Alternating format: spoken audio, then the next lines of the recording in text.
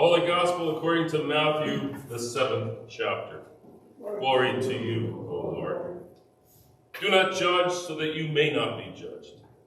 For with judgments you make, you will be judged. And the measure you give will be the measure you get.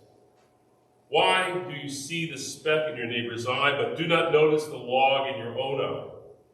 Or how can you say to your neighbor, let me take the speck out of your eye, while the log is in your own eye? You hypocrite. First take the log out of your own eye, and then you will see clearly to take the speck out of your neighbor's eye. Do not give what is holy to dogs, and do not throw your pearls before swine, or they will trample them underfoot and turn and maul you. Ask, and it will be given you. Search, and you will find. Knock, and the door will be opened for you. For everyone who asks receives, and everyone who searches finds, and for everyone who knocks, the door will be opened. Is there anyone among you who, if your child asks for bread, will give a stone?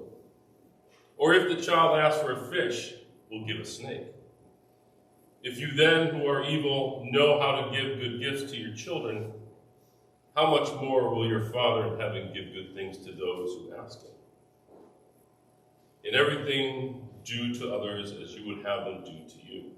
For this is the law and the prophets. Enter through the narrow gate, for the gate is wide and the road is easy that leads to destruction, and there are many who take it. For the gate is narrow and the road is hard that leads to life, and there are few who find it. Everyone then who hears these words of mine and acts on them will be like a wise man who built his house on rock. The rain fell, the floods came, and the winds blew and beat on that house, but it did not fall, because it was founded on rock. And everyone who hears these words of mine and does not act on them will be like a foolish man who built his house on sand. The rain fell, and the floods came, and the winds blew and beat against that house, and it fell. And great was its fall. Now when Jesus had finished saying these things, the crowds were astounded by his teaching, for he had taught them as one having authority, and not as their scribes. This is the word of the Lord. Praise to you, O Christ. Please be seated.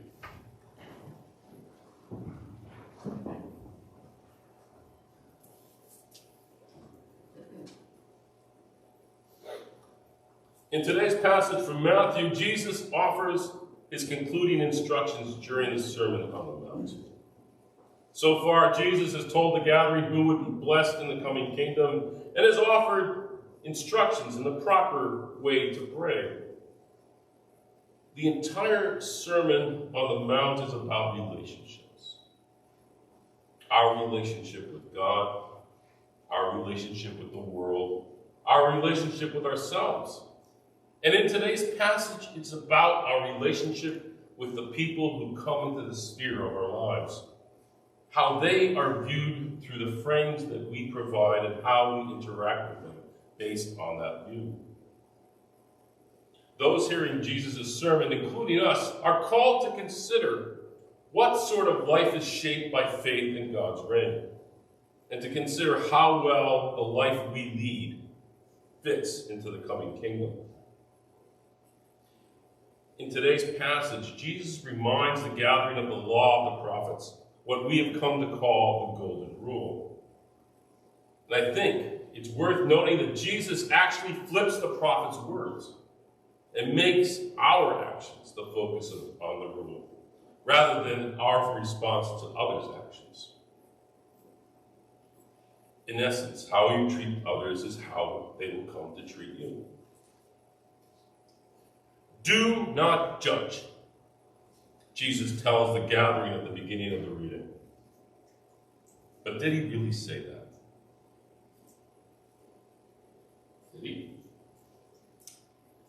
This is one of those times when the translation from the original Greek does us a disservice.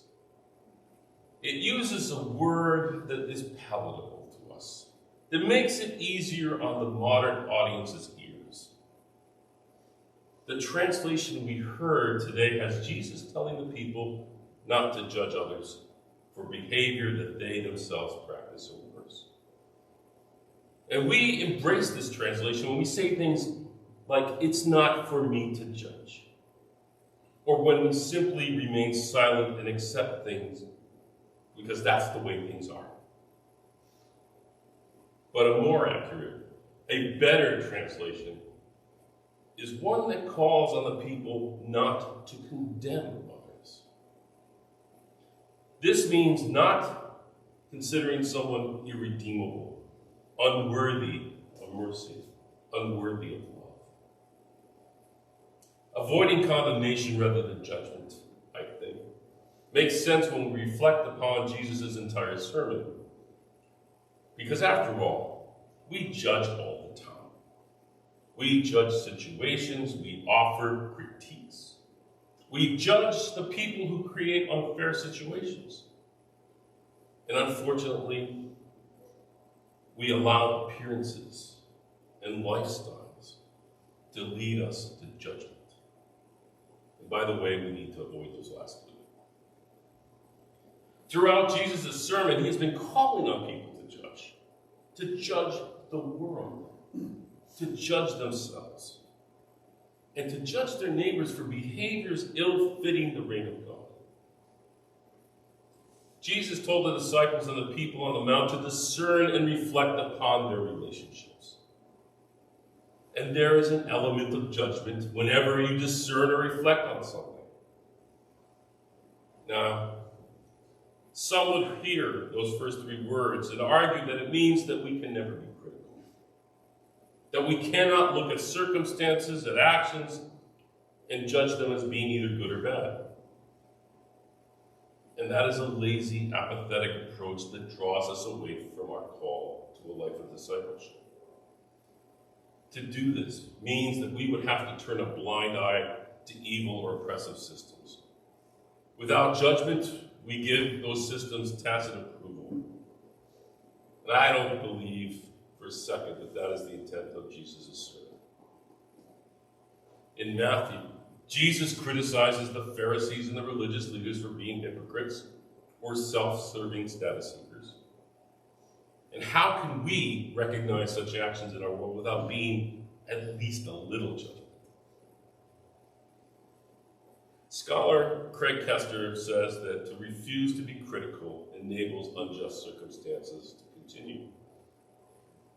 He said in a podcast on this morning's passage that this would mean you can't say no to anything.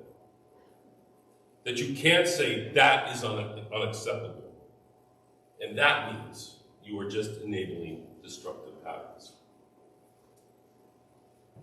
God wants us to live under the same standard.